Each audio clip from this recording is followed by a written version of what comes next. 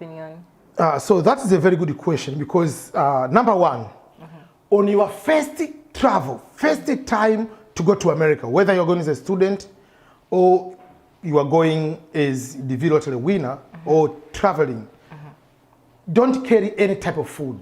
Just make it easy. Yeah. That's number one. They're not going to deport you because you came with senene, which is like kind of like a grasshopper, or you decide to carry maybe fish, or you decide to carry maybe cassava to America. Or plants. Yes, or plants. They're not going to deport you back. They will take those and destroy them. They're going to throw them away and give you the warning. Okay. Because some of those you can get even a fine, depending. The purpose is not just coming to America. It's a law of almost every country that you are not supposed to bring veggies, plants, all those kind of things, because you might bring in foreign animals and diseases. Yes. And then it can cause any type of trouble. So that is the purpose. Yeah.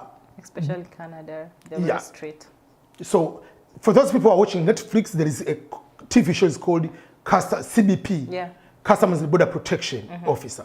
So that is a show which is a live, real implementation. They show how they go there and how do they deport someone right from the airport. This one is not, they usually throw away unless otherwise is something very criminal related. I usually try to carry some few things, but after watching that show, you stopped. I don't carry anything. Okay. So for instance, when I carry the things which are normal. For instance, I can carry stony tangawizi, which is a gingery soda, because I know my wife likes. Familiar. It's a familiar. So there are things which are Western. It's easy, you are allowed to carry.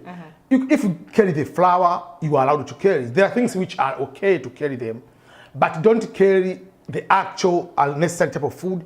And even if you carry like cassava or whatever, it's just a tiny, don't say you are taking 10 kilograms and you say for use at home. That's the problem. And especially avoid unnecessary things. It's easier to avoid that, just send it through the post office. They send it to you.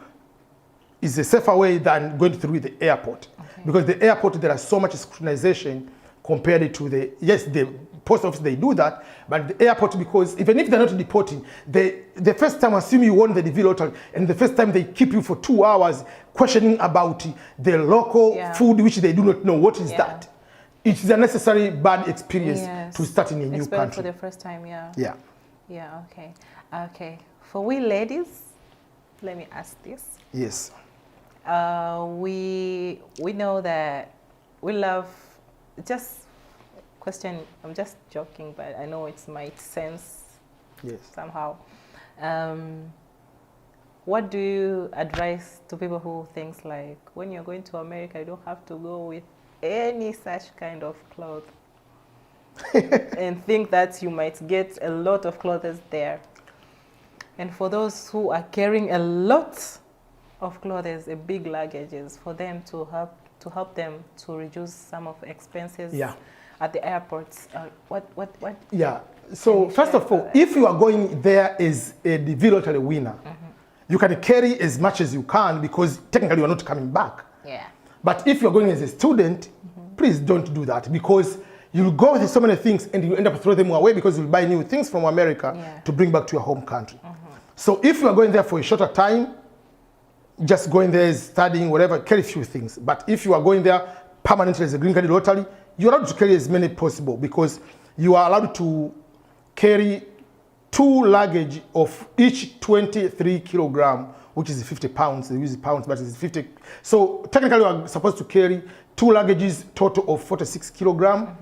That is the underneath checked in luggage, and 1 carry-on luggage and 1 purse for women, plus the laptop bag, so you have all those kind of things. It's not a lot, but if you are carrying, let's say, even if you're going to live there permanently or wherever, it is easier if you are carrying the African clothing, maybe kitenge, all those kind of traditional clothing, yes. But going there, you are going to have the same second-hand clothing you bought on the store, while the second-hand clothing, they are coming from America, coming from Europe, they are there too, and they are cheap too. So don't carry too much things. Carry things which you know I might not be able to buy there if I'm going to stay there, and they have sentimental value, but otherwise, don't carry too much. For me, I went with 1 bag and just another one, even if I knew For me, I knew I'm not coming back, but I didn't want to carry unnecessary things. Yeah. But because you spoke about the ladies, I want to add some few things for ladies to prepare. It is very, very expensive on the hair care. Okay. So if you want to do like your hair, like those dreads, you'll pay about $200. I know. So that is very, very expensive. Very expensive. So you have to know how to do yourself, or to create like those hat, whatever you carry, a wig, whatever, those kind of things. You do that. You have to know how to make your own hair, to braid your own hair. Braiding the hair can be $100 or $150. Doing yourself, easy. But doing to other people, that will help you a lot to get extra cash. So while it is $100, you can charge you $50, and you can do quickly on the side. You can be able to get some extra money. So that is helping a lot, because hair product, people working in the salon, they make a lot. So if you do not know how to make your own hair, please do that for your sake. Otherwise, you'll come to spend a lot of money. Start to learn, ladies. Start to learn how to make it. So let's discuss about financial issues in America and about saving for a person who is expecting to be there in America. What do you advise him or her about savings and financial? Because I know it's very different from Africa into America. I know it's very, very different. Yes. Very different, and even the lifestyle it's not normal as we think, as we see on TV shows. So what is your opinion about this? Yeah, first of all, this is the fact, but I know people they might pretend they know. In Africa, unfortunately, we are not used to live on the budget. The day you get the salary, you go to the bar, just give the table like how we are. Round, the entire round, without having any plan for the next of the month. That's why majority of us, apart from, yes, the salary is not small, it's not big, but majority of us to go more than 20 days with your salary is very difficult. So that is the big challenge. So majority of us are not used to do with the budgeting, because how we live, if I don't have the money, I can come to borrow from you, or I can go to my neighbor, or I can go and get some mango, or I can have tomatoes at my house. But there you don't have any of those. You don't have someone to go and borrow the money. If you want to borrow the money, borrow from the bank. So for that particular case, once you get the money, it's supposed to enter for the entire month. And everything over there is determined. Here, if I don't have money, I don't buy the bundle for the minutes or for the internet for my phone. I don't. But there, per month, whether I'm using, whether I'm not using, I pay this amount. Is the agreement maybe is $50, $70, you pay per month. Electricity, it depends on how you use, but average, you know, this amount. Rent is this one, this day is the rent day. So everything is predetermined, you know for sure. So if you start doing crazy things, you are going to be in trouble. That's why over there, someone is going to work, has to carry the food from home. We don't eat in the restaurant like here. Like, oh, it's lunchtime, let me go to eat in the restaurant. We don't have that money. You carry the food from your own. You go to the office, they have fridge, they have microwave to heat your food, and then you eat. So everybody there is saving, so that you can be able to sustain your normal life. So that is number one. You have to know the budgeting. You have to start being on that budgeting. The second part is to make a decision. Am I staying in America forever, or I'm going to invest back in Africa or in your own country? Because if you say I'm going to stay in America forever, that means you have to, the program you're going to study, the type of investment, if you want to do business, it has to be American-minded, focused research. If you say I'm going to do in Africa, you know for sure, let me do how much and whatever. But if you're in half, you do not know whatever, you'll be starting, oh, can I start building the house in my home country? And then at the same time, you do not know you're investing in America. So you are splitting the resources. And you are building your home because you are not planning to come to live in Africa. Oh, I'll be staying when I go to visit there. That's good. How many times do you go in 5 years? Maybe once or twice. So are you building the house to stay in that house for 5 days in a month? And in 5 years? No. Then you're coming back, Yeah, so you have to make that decision quick so that it can help you to focus on your goals and how you use the money. And another thing about the money is how to invest the money. How do you buy stocks? How do you save on your retirement? Because over there from day one, you have to think about retirement. Otherwise, even if, yes, you are African, but trust me, the kids born in America, your kids will be American. They will put you to the elderly center. They don't care, they have their own life. So prepare yourself, have your own money, so that when you retire, you retire with happiness. Yeah.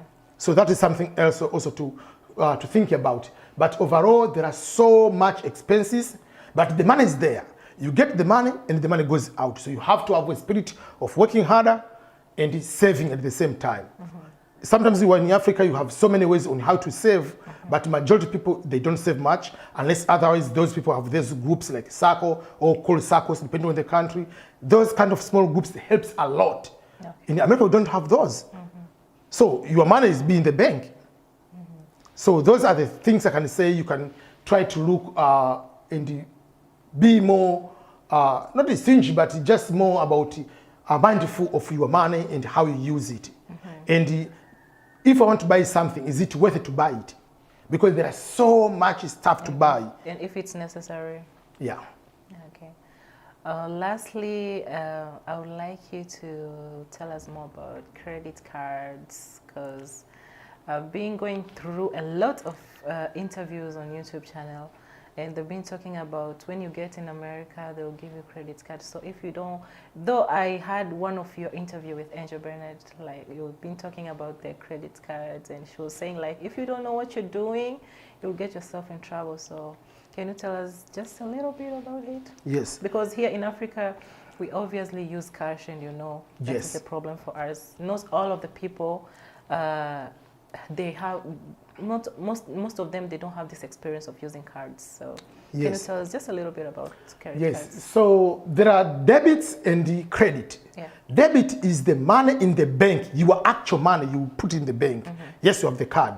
Credit card, just like a credit, is just like a loan. But that loan, that amount of money is loaded into your card. So when you are there, people tend to have credit cards. Why, first of all, is technically a must for you to have a credit card? Because in order to have a very good job, your employer will look at your credit score. Okay. My credit score is a number between 300 to 850.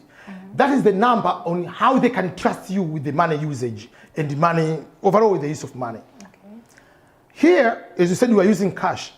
If I borrow the money from you today, I don't pay back, I go to the next friend, I don't pay back, you will talk and say, this guy, if borrows the money from you, doesn't pay you. So if I go to the third person, the words will go to the third person, then he will not borrow, I will not be able to borrow the money. So, but in the US, we don't have neighbors of that nature to go friend to a friend. So they establish the system, banks talk together.